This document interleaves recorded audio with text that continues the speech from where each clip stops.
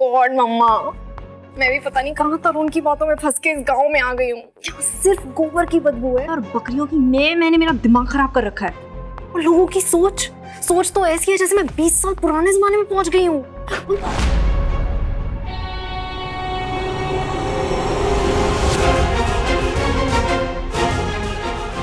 आप हाँ, आप रसोई से ऐसे कूद कर क्यों आए?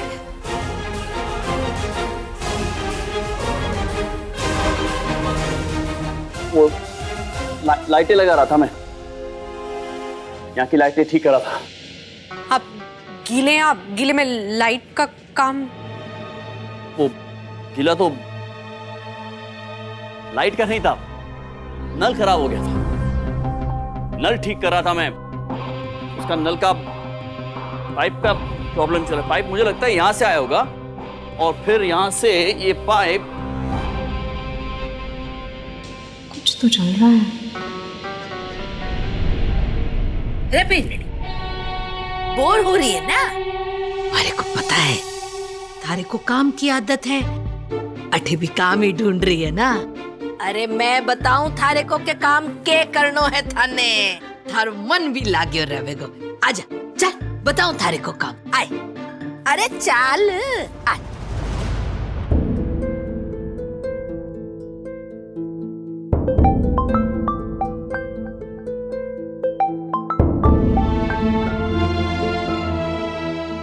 जी प्रीति जी।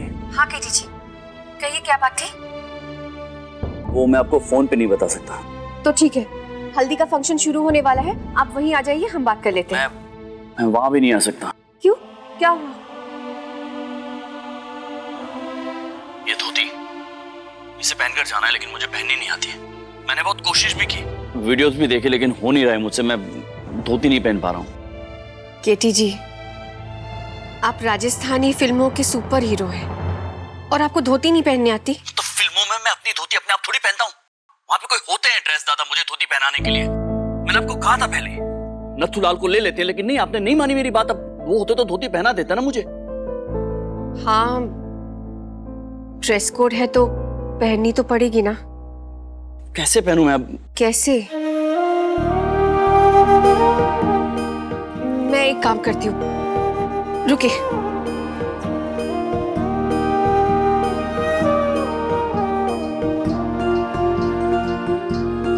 मैं आपको बताती हूँ कैसे पहननी है, ठीक है? ओके।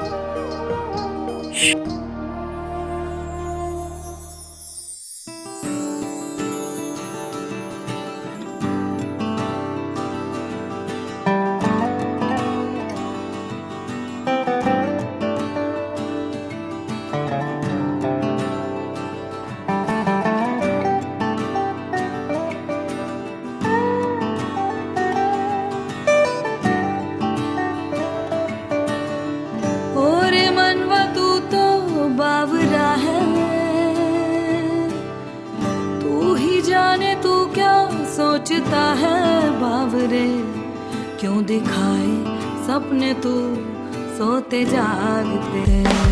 जैसा है कोई एक तारा गूंज, जैसा है कोई एक तारा गूंज, जैसा है कोई एक तारा गूंज, जैसा है कोई एक तारा धीमे बोले कोई एक तारा धीमे बोले कोई एक तारा गूंज, जैसा है कोई एक तारा गूंज, जैसा है कोई एक तारा। ठीक है, तैयार हो के? जी, धोती पहन के।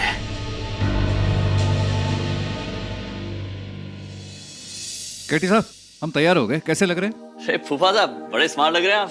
बिल्कुल। एक मिनट। अरे दूल्हा राजा है आप। ये फूल लगा देते हैं गुलाब का, ये बात है ना। बढ़िया स्मार्ट लग रहे हैं फूफा जी आप।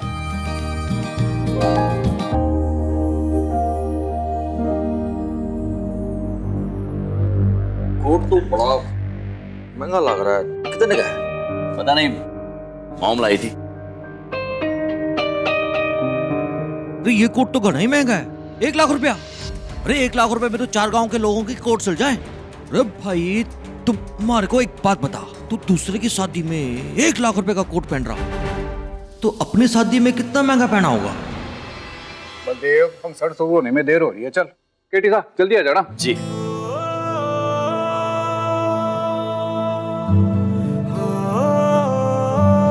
जितना महंगा कोट पहना था उससे भी महंगी शादी पड़ी,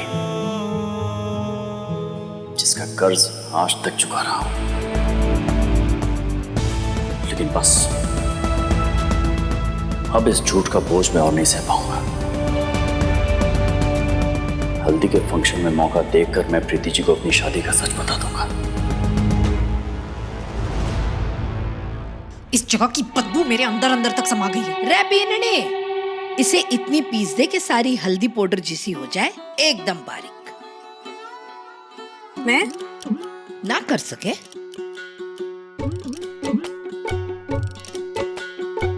क्यों नहीं, अच्छे से कर सकती है ना रति? प्लीज। ले। हाँ रे राम, प्लीज।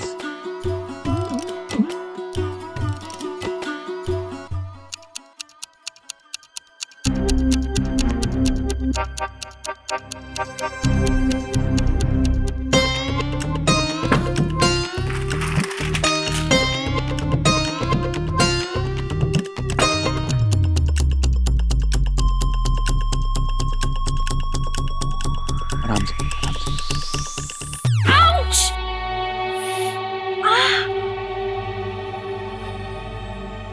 ये पीसी हुई हल्दी है, बुआ सा को दे देना और कहना कि तुमने पीसी है।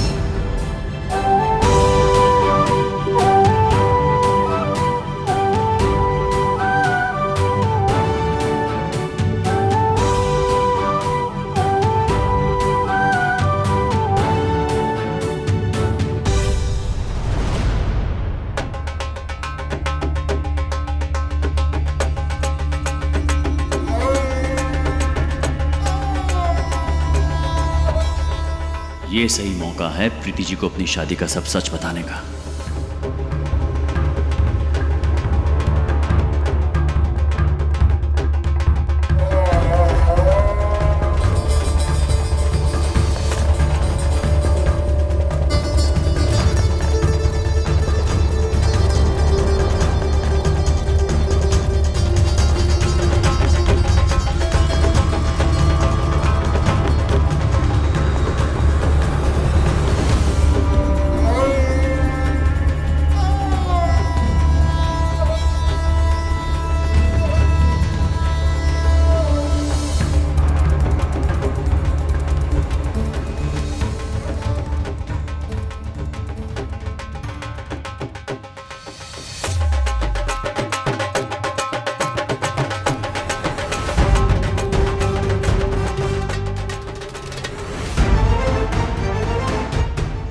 प्रीति जी अकेले में नहीं मिलेगी, मुझे यही मौका देखकर बात करनी पड़ेगी। कैसे करूं?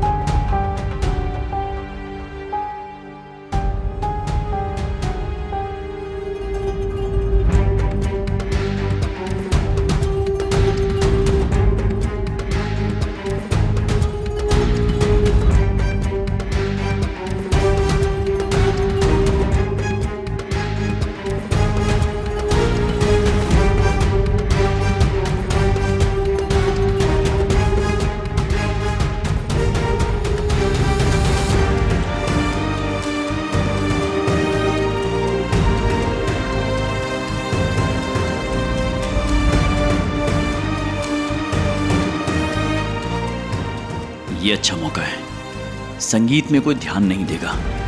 अभी जाके प्रीति जी को मेरी शादी का सच बता देता हूं।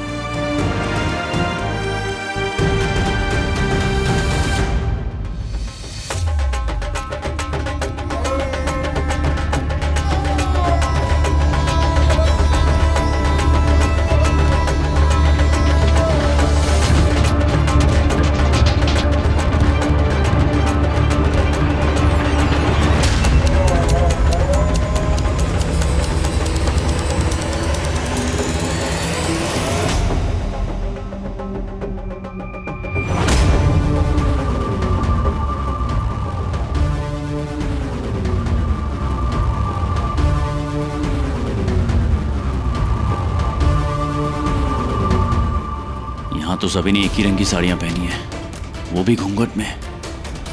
प्रीति जी को कैसे पहचानूं?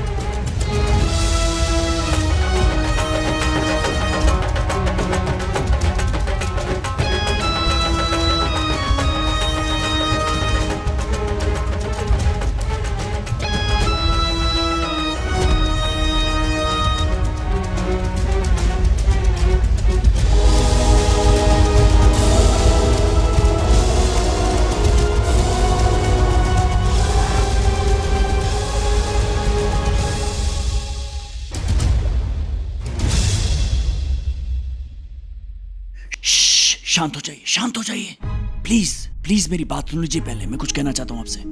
हम सॉरी, आपके मना करने के बावजूद मैं आपको फंक्शन के बीच में से खींच के लाया हूँ यहाँ पर, लेकिन मैं जो कहना चाह रहा हूँ वो बहुत जरूरी है। जी, कुछ है मेरे बारे में, मेरी जिंदगी के बारे में जो आप नहीं जानती हैं। मेरे जीवन का एक झूठ है जिसे आप सच मान बैठी हैं, और आपकी गलतफहमी दूर करना मेरे लिए बहुत जरूरी है। बहुत पहले कर देना चाहिए था ये मुझे, लेकिन प्रीति जी, बात यह है कि आप मेरी शादी के बारे में जो जानती हैं या जो सोचती हैं ऐसा कुछ नहीं है। मेरी पत्नी मेरे साथ नहीं रहती, मुझे नहीं पता है कि वो कहां है, क्या कर रही है, कुछ नहीं पता मुझे। मुझे दुनिया क्या सोच रही है उससे कोई फर्क नहीं पड़ता है, लेकिन आपका सच्चाई जानना बहुत जरूरी था।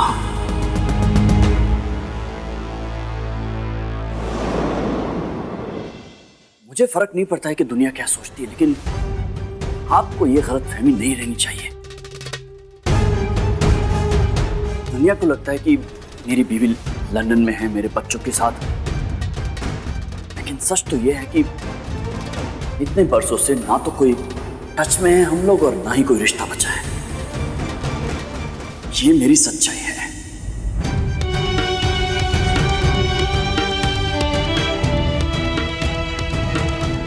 अब आप समझ रही हैं प्रीति जी? मैं जानता हूं ये सुनना आसान नहीं होगा आपके लिए, समझता हूं मैं, लेकिन मेरा ये कहना बहुत जरूरी था। बोझ बना हुआ था मेरे दिल पर। कुछ कहेंगे आप? प्लीज कुछ कहिए। बुआ साहब, आपने मुझे बुलाया क्या?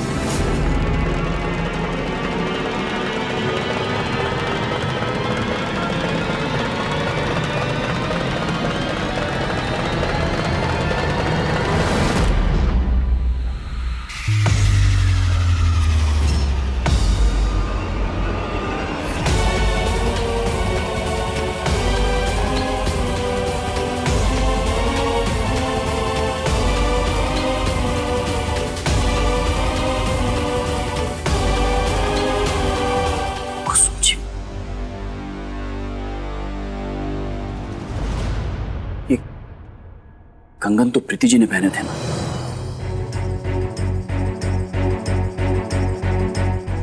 अरे भाई लीना, ऐसे थोड़े कि अपने शगुन के कंगन उठा के किसी को पहना देवे। आप मेरी अपनी हो, इसीलिए कंगन आपका।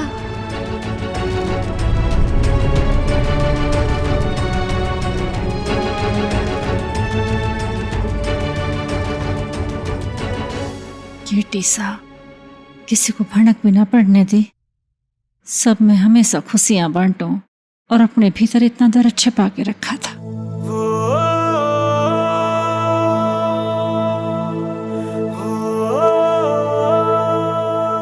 बहुत हिम्मत जुटाई थी मैंने कुसुम जी, प्रीति जी को ये सारी बातें कहने के लिए, लेकिन अब क्या फायदा, उन्होंने तो कुछ सुना ही नहीं है। मैंने सब कुछ बोल दिया है। कितने विश्वास के साथ उन्होंने अपने कुंबे के सामने मेरी शादीशुदा जिंदगी के बारे में कह दिया, जबकि ऐसा कुछ हुआ ही नहीं है ही नहीं, सब झूठ है। वो खुद नहीं जानते इस बारे में।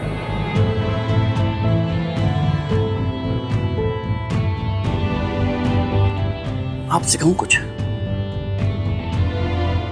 मेरे अंदर ना एक बोझ सा महसूस कर रहा हूं मैं।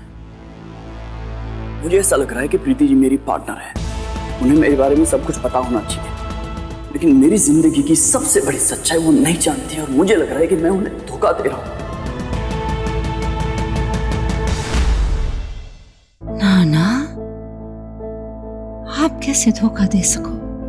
आप किसी को धोखा दे ही नहीं सकते, क्योंकि आपकी नीयत बहुत साफ है।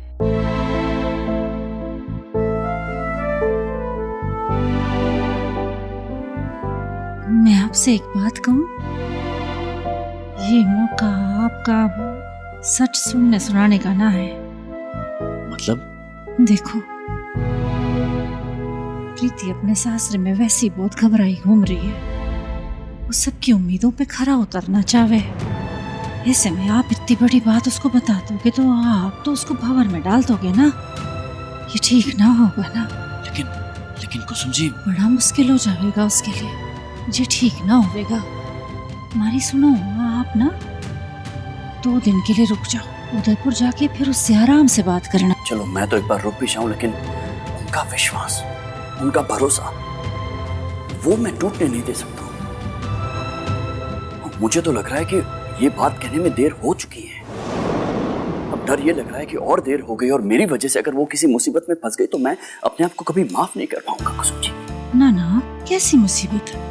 किसी को क्या पता चलेगा अठे, किसी को कुछ ना पता चलेगा। खेती साहब, मैं आपकी सबसे बड़ी बहन हूँ, मारे को आपकी जिंदगी की एक एक बात पता है, मारे को भड़क भी न थी इस बात की। केटी साहब, इस वक्त ऐसा समझ लो कि आपके मन में एक बात थी, आपने वो बोल दी, मैंने सुन ली, आपके मन का बोझ हल्का हो गया। ठीक, थैंक यू कुसुम जी।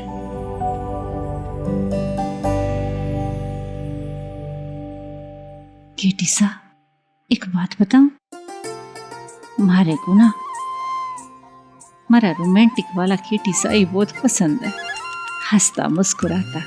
क्योंकि कहाँ है ना, क्योंकि इंसान को मुस्कुराने के लिए सिर्फ रोकड़ा चाहिए, थोबड़ा नहीं। गलत बोल रही हैं आप, इंसान को मुस्कुराने के लिए सिर्फ थोबड़ा चाहिए, रोकड़ा नहीं। ये वाली लाइन ऐसे वाला सुनना था हमारे को।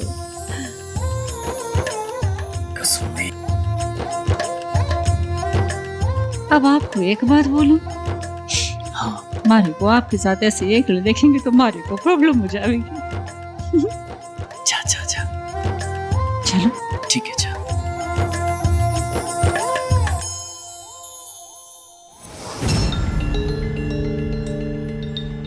ओह माय गॉड, केटी जी की शादी का सच आज तक दुनिया से छुपा रहा और मम्मी जी केटी जी की शादी को परफेक्ट समझती हैं। ये खबर नहीं, बॉम्ब है, बॉम्ब। जैसे ये बात सबको पता चलेगी, मम्मी जी के हाथों के तोते तो उड़ेंगे ही साथ ये इज्जत का मुकुट जो पहन के घूम रही है पूरे गांव के सामने, ये तो मिट्टी में मिलता नजर आएगा।